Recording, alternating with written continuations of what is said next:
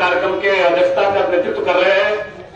हमारे सम्मानित नगर अध्यक्ष श्री पंकज चौधरी जी, प्रदेश की ओर से भारतीय जनता पार्टी के प्रभारी के रूप में आई झारखंड, खास करके संथाल परगना की बेटी, झारखंड सरकार की पूर्व मंत्री श्रीमती लुइस मरांडी जी, पार्टी के जिला अध्यक्ष आदरणीय श्री रामनरस यादव जी, नगर परिषद के सम्मानित उपाध्यक्ष श्री रामानंद शाह जी, जिला के उपाध्यक्ष श्री सुनील सिंह जी, बड़े भाई श्री जयप्रकाश सिन्हा जी, प्रदेश कार्य समिति के श्री धर्मेंद्र कुमार जी, महिला मोर्चा और महिला पार्टी की नेत्रीगण श्रीमती चांदनी देवी जी, गरिमा शाह जी, ज्योति जी और सभी ज्येष्ठ से सभी सम्मानित बंधु भगिनीगण, मुख्य रूप से आज भारतीय जनता पार्टी को इस नगर परिषद कार्यालय में इसलिए आना पड़ा और यहां उपस्थित हमारे मीडिया के बंधुगण, आप सबों के माध्यम से राज्य की हेमंत सरकार के पास यह संदेश देने के लिए हम आए हैं कि माननीय मुख्यमंत्री जी, आपकी सरकार के 2.5 साल लगभग होने जा रहा है और 2.5 साल में साहेबगंज नगर क्षेत्र की जो भी विकास योजनाएं थी वह तो या तो आपकी सरकार में उसको रोक दिया गया या बंद करने की साजिश करके उसको ठंडे बस्ते में डाल दिया गया। हम भारतीय जनता पार्टी के कार्यकर्ता प्रदेश भाजपा के निर्देश पर पूरे नियमों का पालन करते हुए अनुशासित तरीके से हम लोगों ने सांकेतिक रूप से आज आपके कार्यालय का एक घेराव करने का, प्रदर्शन करने का कार्यक्रम हम लोगों ने रखा है। हमारी मांगे क्या है मित्रों, आप सबको मालूम है कि पूरा साहेबगंज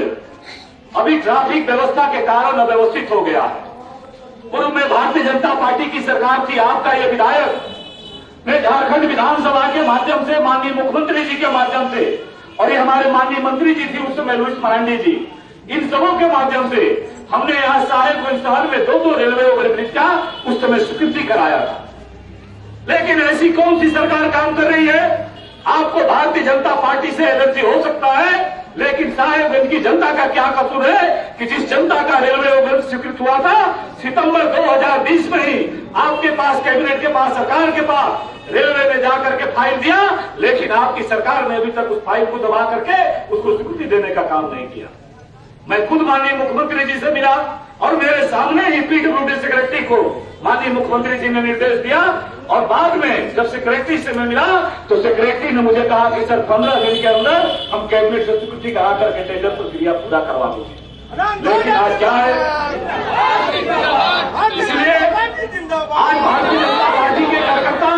नगर परिषद क्षेत्र में हम खड़ा होकर के इस बात को दोहरा रहे हैं कि आज एक सांकेतिक प्रदर्शन के माध्यम से हम लोगों ने कहा है कि ओवरब्रिज का काम वो शीघ्र प्रारंभ कराइए। दूसरी बात है, पूर्व में रघुवर दास जी की सरकार थी और रघुवर सरकार में आपको याद होगा कि जहां एक और हमारे यशस्वी प्रधानमंत्री नरेंद्र भाई मोदी जी ने, उन्होंने सभी गरीबों का अपना पक्का मकान बने, इसके लिए प्रधानमंत्री आवास उन्होंने स्वीकृति करके देने का काम किया था। आज परिणाम क्या हुआ कि प्रधानमंत्री आवास जो पहले भी चलती थी, इस सरकार के प्रारंभ में भी प्रारंभ था, ये जो नई सरकार आई हेमंत सोरेन जी आपकी सरकार के पहले 2 महीने में भी प्रधानमंत्री आवास बनता था, लेकिन आखिर किसके इशारे पर साहेबगंज नगर के 500 से ज्यादा गरीबों का आवास रोकने का काम हुआ। ये गरीब विरोधी व्यवहार भारतीय जनता पार्टी के कार्यकर्ता बर्दाश्त नहीं करेंगे।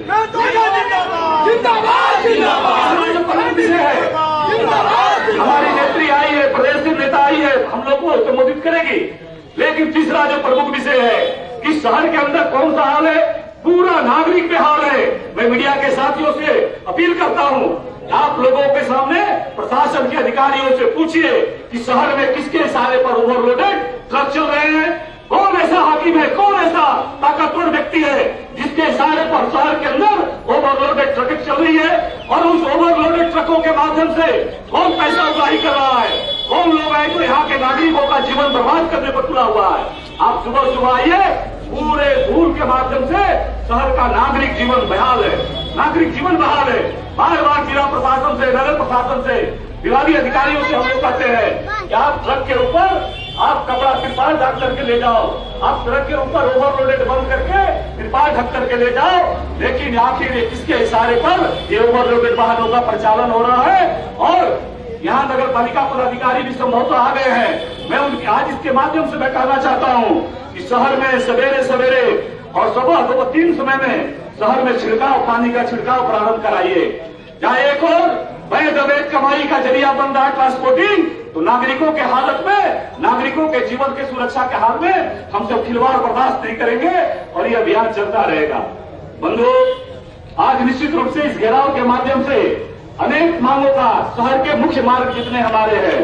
मुख्य मार्गों का हाल ओवरलोडेड परिचालन के कारण सारे मुख्य मार्ग की सड़कें बदहाल हो गई है, सारे मुख्य मार्ग की सड़कें बदहाल हो गई है। इसलिए इस प्रकार के पीडब्ल्यूडी के माध्यम से हमने पूर्व में रघुवर दास जी की जब सरकार थी, उस सरकार में पीडब्ल्यूडी के माध्यम से मुख्य मार्गों को काम प्रारंभ कराया था, पूरा कराया था। ये ठीक है कि प्रक्रिया में है, एनएच अपना रोड बना रहा है अलग, लेकिन मुख्य मार्ग का सड़क बनाने का पीडब्ल्यूडी के माध्यम से हमने काम कराया था। हमको भी गर्व होता है कि मेरे जिले से माननीय मुख्यमंत्री जी हैं। मैं बार बार इस बात को कहता हूं, लेकिन क्या साहेबगंज जिले वासियों का यही हाल है कि आप मिर्जा चौकी से लेकर के और राजमार्ग तक चल जाइए, सड़क में गड्ढे है कि गड्ढे में सड़क है, आपको पता ही नहीं चलता है कि हमारे मुख्यमंत्री जी का जिला है, जिस जिला के अंदर इस प्रकार की खबरें हैं। कल मैंने सोशल मीडिया के माध्यम से एक समाचार पत्र ट्वीट किया था और मुझे आश्चर्य हुआ, अखबारों में छपी है कि जो हमारे लोग जाते हैं ड्रेसिंग कराने के लिए, किसी को चोट लग गया, माथा फट गया, हाथ कट गया, ड्रेसिंग कराने के लिए जाते हैं, एक्सपायरी लिक्विड दे करके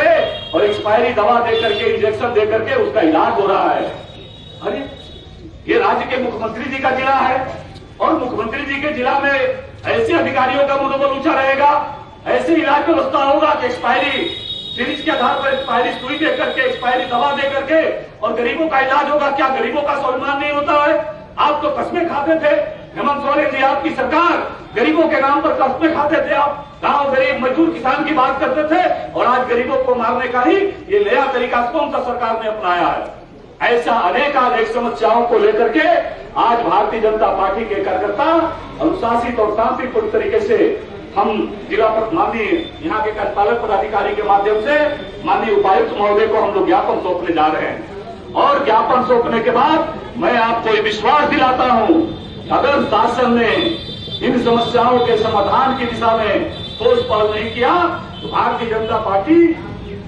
चुप बैठने वाला पार्टी नहीं है, ये जनता की पार्टी है। जनता के मुद्दे हमारे मुद्दे हैं। गरीबों का आवास बंद है, ओवर ब्रिज का काम बंद है, इंजीनियरिंग कॉलेज जो मैंने बहुत मेहनत करके सदन में माननीय मंत्री जी थी लड़ करके विधानसभा में इंजीनियरिंग कॉलेज यहाँ स्वीकृत कराया था। इस सरकार ने भी इंजीनियरिंग कॉलेज का कागज में रखा है, लेकिन आज तक इंजीनियरिंग कॉलेज का काम प्रारंभ नहीं हुआ। एग्रीकल्चर कॉलेज स्वीकृत कराया था, आज तक उसका काम प्रारंभ नहीं हो पाया है। डेयरी का काम भले ही उद्घाटन नहीं कराया, जो डेयरी हम यहाँ लेकर के आए थे बिना उद्घाटन के काम उसका चालू हो गया। उसी प्रकार से कोल्ड स्टोरेज, एक बड़ा कोल्ड स्टोरेज हमने साहेबगंज में लाया था, उसका भी काम धीमा पड़ा हुआ है। ऐसा अनेक योजनाएं जो यहाँ के लोगों का जीवन बदलने का काम करता, न केवल साहेबगंज जिला बल्कि संथाल पटाके का भविष्य बदलने का काम करता। इसलिए आज माननीय मुख्यमंत्री जी से हम ये जरूर अपील करते हैं कि माननीय मुख्यमंत्री जी गरीबों का हकमारी मत करिए, गरीबों का आ लगेगा, गरीबों का आ लगेगा। ये साहेबगंज जिला जिस विकास के रास्ते चल पड़ा है उस विकास को आगे और बढ़ाने की दिशा में प्रयत्न हो और गरीबों का जो आवास मिलता था, ओवर ब्रिज का काम था, सड़कों पर अंडर रोड गाड़ियों का परिचालन हो, तिरपाल लगा करके परिचालन हो, व्यवस्थित तरीके से काम हो, ये सारी चीजें जो मांग पत्र भारतीय जनता पार्टी के कार्यकर्ताओं ने तैयार किया है, इस पर आप गंभीरता से ध्यान दीजिए। और हमारे जिला अध्यक्ष जी भी यहाँ उपस्थित है क्योंकि काफी गर्मी है, हम आग्रह करेंगे सीधे अपने माननीय प्रदेश से आई हुई मंत्री जी आदरणीय श्रीमती लुईस मरांडी जी से कि जिला अध्यक्ष जी का अनुमति हो तो दे दिया जाए ना। तो माननीय लुईस मरांडी जी